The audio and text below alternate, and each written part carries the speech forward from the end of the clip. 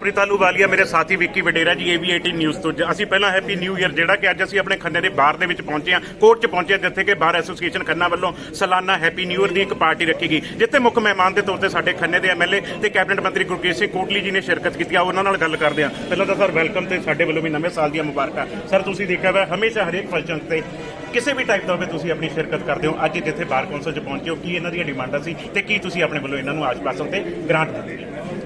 देखो बार एसोसीएशन खन्ना एक बहुत ही अहम साडी एसोसीएशन है पूरे पंजाब दे विच और बड़ियां एमीनेंट पर्सनैलिटीज़ इत्थों होके अज भावें वो दुनिया विच भी नहीं रहे, उन्होंने बहुत बड़ा नाम साडे खन्ने दा पूरे पंजाब और पूरे देश विच रोशन किया।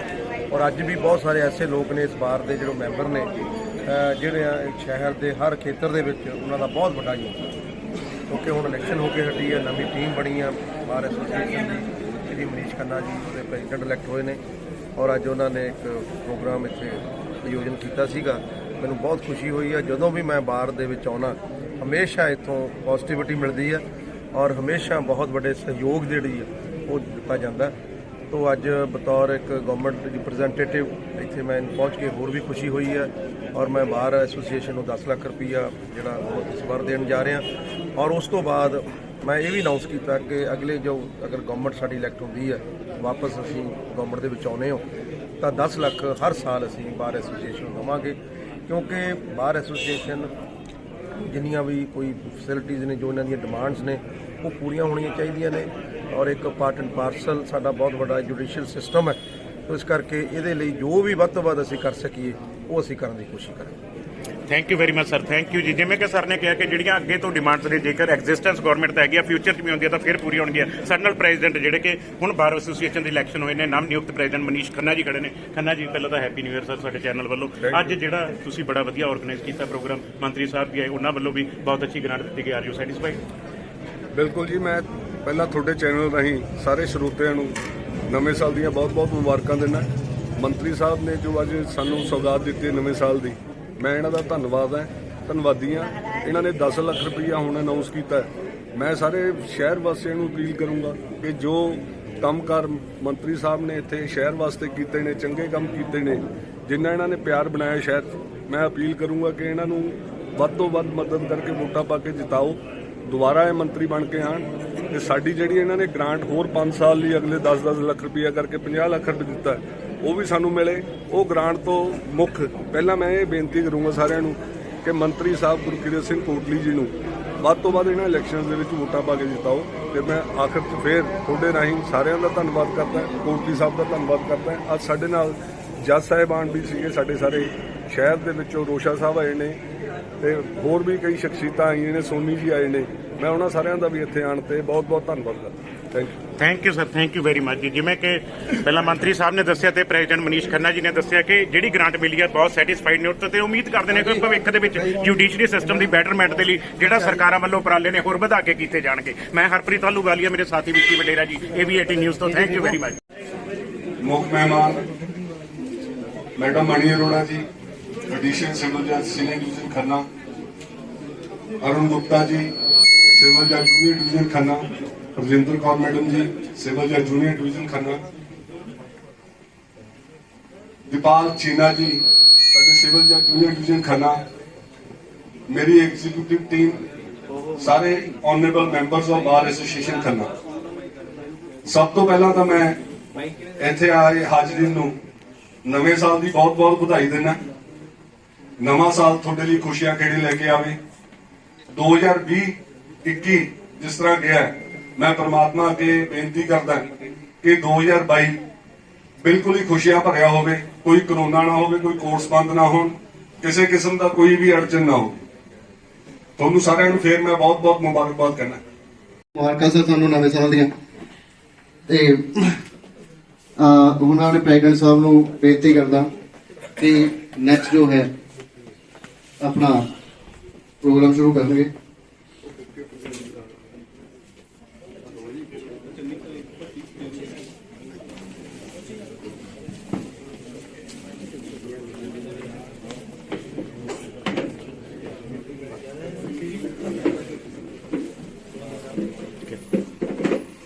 ਸਾਡੇ president Sahib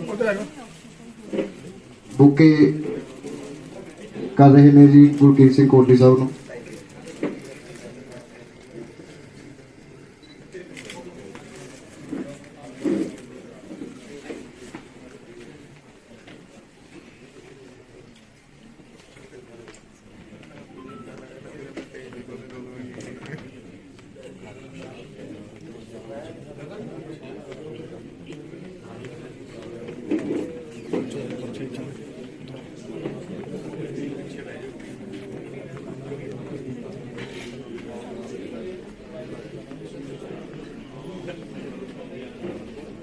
Now please Mr.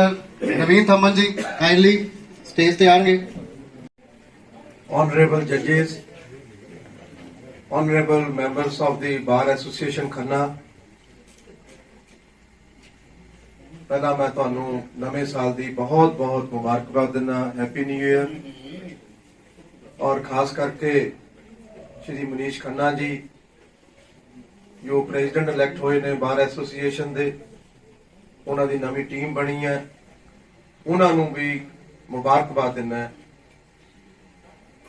ਕਿਉਂਕਿ ਖੰਨਾ ਬਾਰ ਐਸੋਸੀਏਸ਼ਨ ਇੱਕ ਬਹੁਤ ਹੀ ਨਾਮਵਰ ਔਰ ਪੂਰੇ ਪੰਜਾਬ ਦੇ ਵਿੱਚੋਂ ਸਾਡੀ ਇੱਕ ਅੱਛੀ ਬਾਰ ਐਸੋਸੀਏਸ਼ਨ ਹੈ।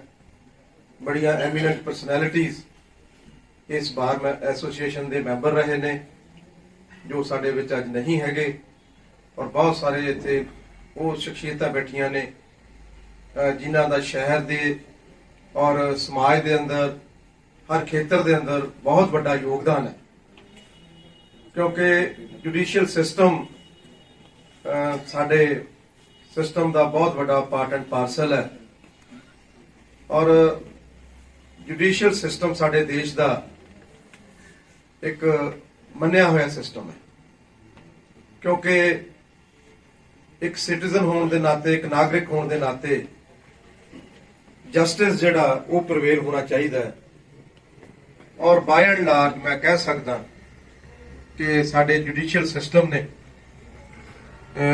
ਇਨਸਾਫ ਦੇਣ ਦੀ ਬਹੁਤ ਵੱਡੀ ਜਿਹੜੀ ਹੈ ਉਹ ਇੱਕ ਦੇਣ ਆ ਸਾਡੇ ਸਿਸਟਮ ਦੀ ਔਰ ਜਿਹਦੇ ਚ ਆਪਾਂ ਸਾਰੇ ਆਪਣਾ ਯੋਗਦਾਨ ਪਾਉਨੇ ਆ। ਬਤੌਰ ਇੱਕ ਐਡਵੋਕੇਟ ਬਹੁਤ ਵੱਡੀ ਜ਼ਿੰਮੇਵਾਰੀ ਹੁੰਦੀ ਹੈ। ਮੈਂ ਤਾਂ ਅਕਸਰ ਕਹਿਣਾ ਹੁੰਦਾ ਕਿ ਇੱਕ ਡਾਕਟਰ ਤੇ ਇੱਕ ਐਡਵੋਕੇਟ ਦੀ ਜ਼ਿੰਦਗੀ ਬਹੁਤ ਜ਼ਿਆਦਾ ਕਠਿਨ ਹੈ। ਉਹਨੂੰ ਕੋਈ ਹੌਲੀਡੇ ਨਹੀਂ, ਕੋਈ ਛੁੱਟੀ ਨਹੀਂ ਹੁੰਦੀ ਕਿਉਂਕਿ ਹਰ ਕੇਸ ਨੂੰ ਬੜਾ ਬਰੀਕੀ ਨਾਲ ਪੜ੍ਹਨਾ ਪੈਂਦਾ, ਫਿਰ ਜਾ ਕੇ ਉਹਦੀ ਵਕਾਲਤ ਕਰਨੀ ਪੈਂਦੀ ਹੈ। ਔਰ ਦੇਖੋ ਕਿਸ ਤਰ੍ਹਾਂ ਦਾ ਸਿਸਟਮ ਹੈ। ਇੱਕ ਜਿਹੜਾ ਹੈਗਾ ਕ੍ਰਿਮੀਨਲ ਹੈ ਔਰ ਇੱਕ ਨਾਲ ਕ੍ਰਾਈਮ ਹੋਇਆ ਹੁੰਦਾ, ਪਰ ਵਕੀਲ ਦੀ ਕਿੰਨੀ ਜ਼ਿੰਮੇਵਾਰੀ ਹੁੰਦੀ ਹੈ ਕਿ ਇੱਕ ਕ੍ਰਿਮੀਨਲ ਦਾ ਵੀ ਅਸੀਂ ਜਿਹੜਾ ਇੱਕ ਰੋਲ ਅਦਾ ਕਰਦੇ ਆ, ਉਹਨੂੰ ਉਹਦਾ ਜਿਹੜਾ ਵਕਾਲਤ ਕਰਦੇ ਆ, ਇਹ ਬਹੁਤ ਵੱਡੀ ਗੱਲ ਹੈ ਕਿਉਂਕਿ ਪਾਰਟ ਐਂਡ ਪਾਰਸਲ ਆ ਸਾਡੇ ਸਿਸਟਮ ਦਾ।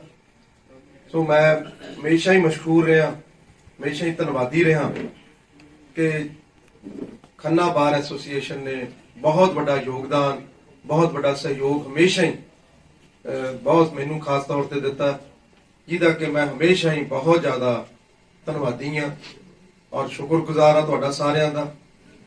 ਜਿਵੇਂ ਦੱਸਿਆ ਜਾ ਰਿਹਾ ਸੀ ਕਿ ਸਾਡਾ ਜਿਹੜਾ ਮੈਂਬਰਸ ਨੇ ਉਹ ਤਕਰੀਬਨ ਉਹਨਾਂ ਦੀ ਗਿਣਤੀ 300 ਤੋਂ ਵੱਧ ਹੋ ਗਈ ਔਰ ਮੈਨੂੰ ਹੋਰ ਵੀ ਖੁਸ਼ੀ ਹੈ ਕਿ ਯੰਗ ਐਡਵੋਕੇਟਸ ਖਾਸ ਕਰਕੇ ਲੇਡੀਜ਼ ਸਾਡੀਆਂ ਮਹਿਲਾਵਾਂ ਉਹ ਵੀ ਇਸ ਪ੍ਰੋਫੈਸ਼ਨ ਦੇ ਵਿੱਚ ਆ ਰਹੀਆਂ ਨੇ।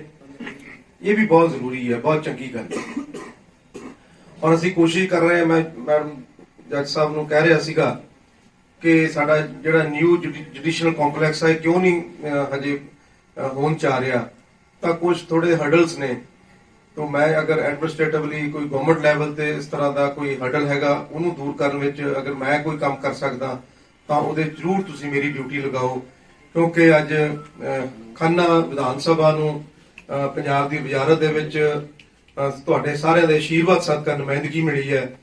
25 ਸਾਲ ਤੋਂ ਬਾਅਦ ਅੱਜ ਖੰਨੇ ਨੂੰ ਪੰਜਾਬ ਗਵਰਨਮੈਂਟ ਦੇ ਵਿੱਚ ਕੈਬਨਿਟ ਦੇ ਵਿੱਚ ਸਥਾਨ ਮਿਲਿਆ। तो आज मेरी एक दायित्व है, मेरा एक जिम्मेवारी है, एक मेरा फर्ज है कि मैं जो भी अपने खन्ने नाल कोई डिमांड्स ने उन्होंने पूरियां करा। अगर कोई गवर्नमेंट लैवल ते ਮੇਰੇ ਲਈ ਕੋਈ ਵੀ ਕੰਮ ਹੈਗਾ ਜਰੂਰ ਤੁਸੀਂ ਮੈਨੂੰ ਦੱਸੋ ਔਰ ਮੈਂ ਉਸ ਨੂੰ ਪੂਰਾ ਹੱਲ ਕਰਨ ਵਿੱਚ ਆਪਣਾ ਯੋਗਦਾਨ ਪਾਵਾਂਗਾ।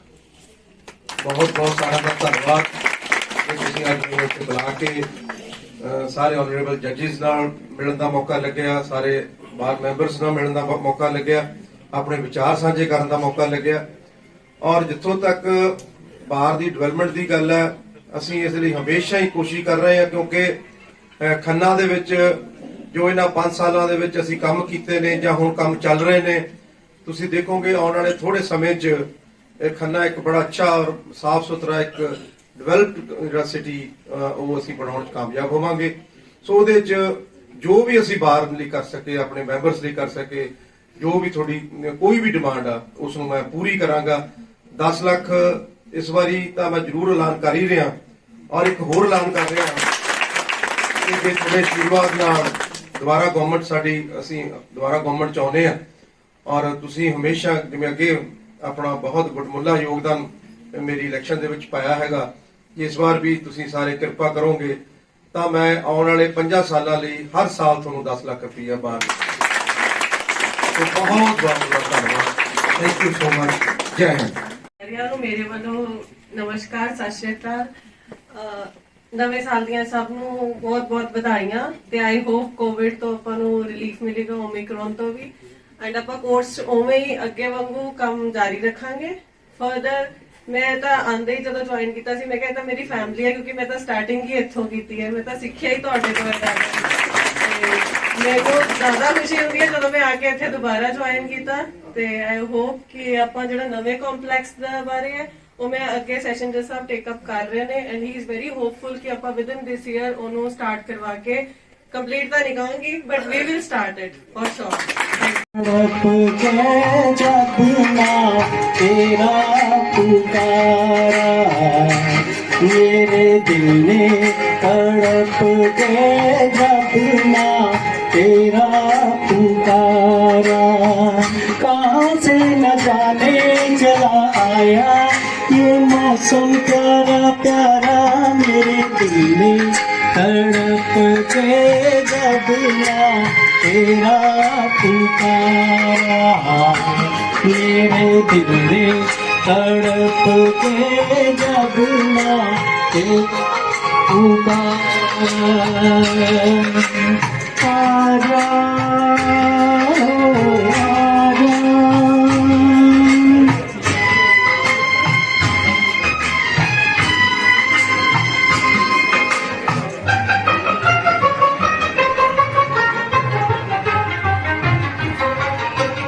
तेरे रस्ते पे मैं आँखें बिछाए बैठा हूँ तेरे इंतजार की मैं दुनिया सजाए बैठा हूँ तेरे रस्ते पे मैं आँखें बिछाए बैठा हूँ